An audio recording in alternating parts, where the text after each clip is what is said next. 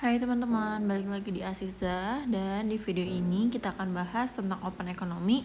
Yang pertama itu Fleming model. Oke, Fleming ini dia mau bahas open economy dengan cara turunan Malpatis. Makanya di sini dia udah nyiapin nih variabel-variabel yang bakal dipakai, ada national income, tax, terus private income, private expenditure, public expenditure, total expenditure, export import, stock of money, income velocity, rate of interest, net capital import, dan exchange rate. Nih notasinya agak beda-beda ya, tapi ini udah ditaruh yang biasa kita tahu. Dan ini adalah equation-equation yang akan dipakai dengan restriction yang ini. Nah, di video ini kita bakal coba bahas ngebandingin fiscal policy di fixed exchange rate dan flexible exchange rate. Oke, kita bahas untuk fiskal ya. Karena kita mau bahas fiskal, berarti kita mau tahu kan bagaimana public expenditure nih, atau bisa tax juga tapi biasanya lebih ke ini ya, public expenditure ngaruhnya ke national income. Berarti kita lihat DY per DS. Nah, DY per DS gimana? Pertama stepnya adalah kita harus cari total diferensial ya. Jadi next stepnya kita akan total diferensial ini semua. Kemudian kita akan mainin substitusi sehingga kita bisa dapat DY per DS.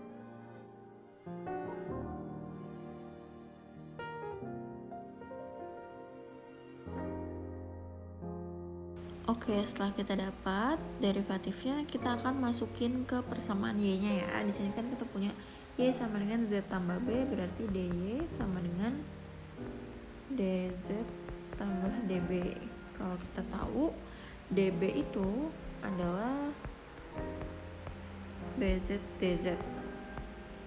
Sini ya. Berarti kita punya ini sama dengan 1 tambah DZ kali DZ. Terus baru deh kita bisa masukin DZ-nya. Berarti ini kan ini saja ya. DY ini 1 tambah dari DZ-nya kita masukin. DZ-nya itu adalah DX plus DS.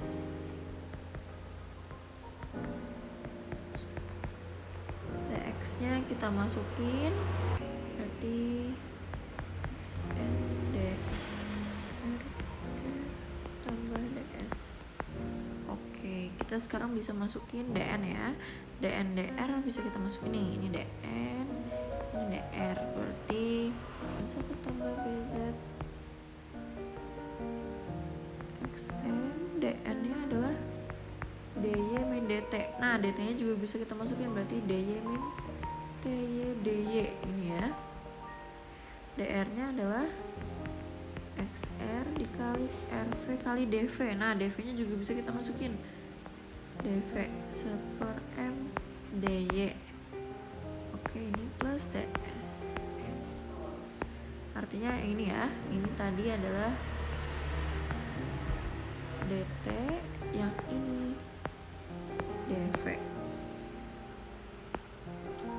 Berarti kalau kita sederhanain lagi, DY ini 1 tambah BZ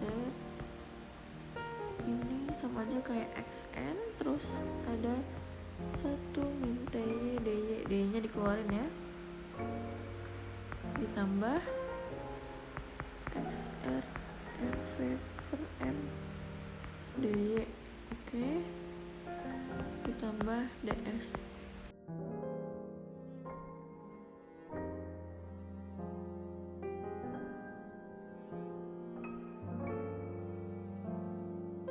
Oke, sekarang kita udah tinggal punya DY dan DS nih. Berarti kita udah hampir mencapai yang kita cari. Berarti kalau kita cari, ini kan DY-nya kita pindah ke kiri, berarti sama aja kita punya 1 minus, ya itu ya. 1 minus, sorry ini udah gak ada DY.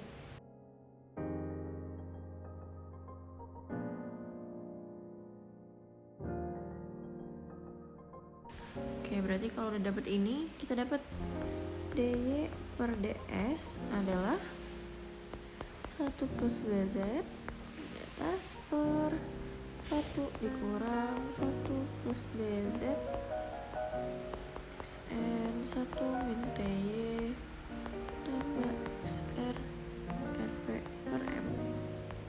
Nah ini ya, ini kita udah dapet. Kalau sekarang kita cek apakah dia positif atau negatif, kita harus lihat restrictionnya. Nah itu, karena min BZ itu ada di antara 1 sampai 0, berarti ini dia hasilnya positif ya. Ini positif 0, sesuatu.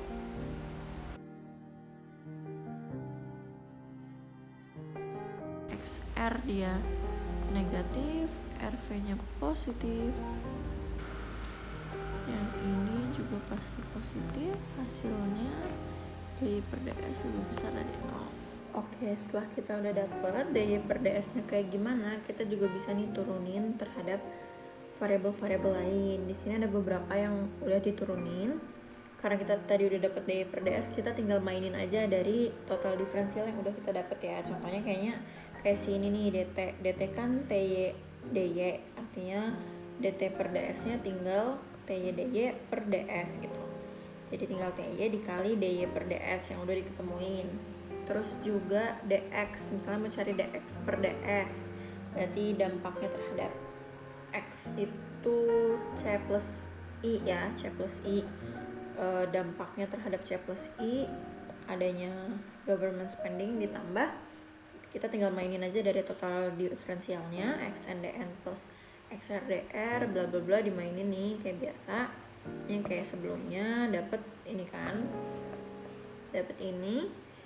Berarti kalau mau DX per DS tinggal ini per DS, artinya sisanya adalah si ini dikali DY per DS. Nah ini DY per DS yang tadi udah didapetin. Nah ini karena bentuknya sama kayak yang ini, kita bisa main nih. Di sini aku misalin A supaya lebih gampang. Kalau dimainin hasilnya dapet yang ini. Terus kita juga bisa cari ke DZ.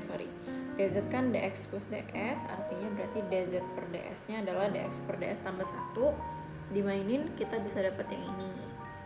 Terus kita juga bisa lihat terhadap R itu interest rate ya. Interest rate kita dapat karena R itu RV/DV, di mana DV-nya adalah 1/M DY. Kita dapat DR per DS nya adalah RV per M dikali DY per DS. DR per DS yang dimasukin kita dapat yang seperti ini ya. Nah, dari situ kita yang cukup penting di sini kita harus lihat perubahan BOP. Di sini perubahan BOP kan ada dari capital account sama trade account. Di sini kita punya notasinya itu adalah C dan B. Jadi kita lihat perubahan fiscal policy terhadap BOP itu dilihat dari DC per DS ditambah DB per DS ya. Perubahan pada capital account dan trade account. Nah ini DC plus DB per DS nya dibikin jadi per DR terus dikali DR per DS, karena kan DR per DS udah dapet nih sebelumnya.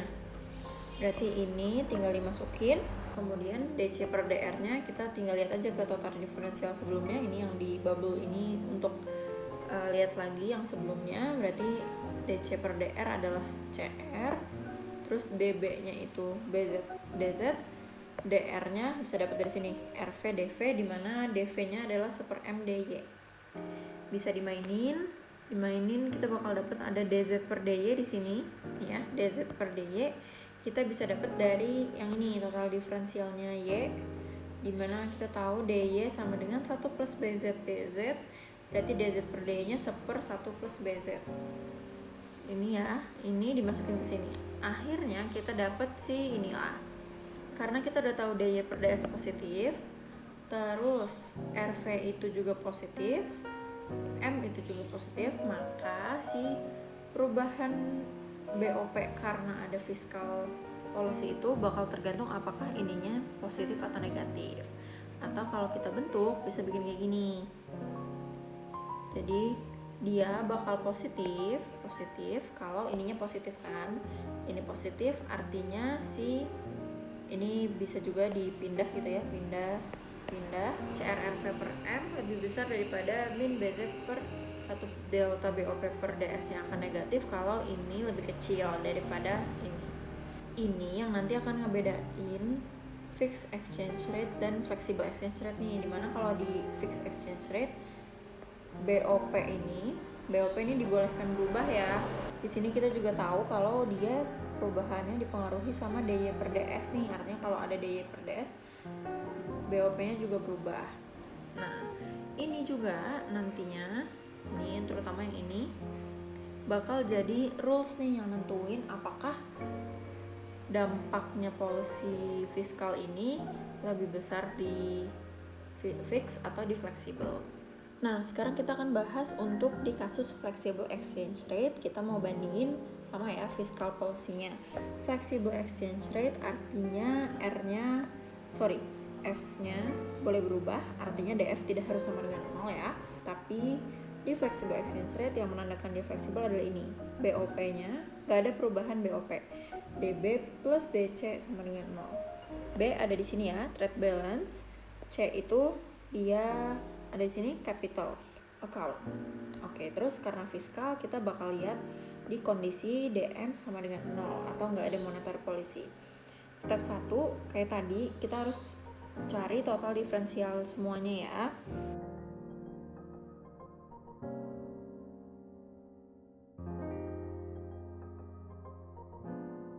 Oke, karena tadi kita udah tahu DM-nya sama dengan 0, berarti ini bisa kita abaikan ya. Terus kita lihat, kita bisa masukin ke DY, ya kan dia sama dengan X plus S plus B, berarti DY itu adalah DX plus DS plus DB. Oke, kita taruh dulu aja. DX-nya itu apa? DX-nya adalah XNDN plus XRDR. DS-nya DS aja ya.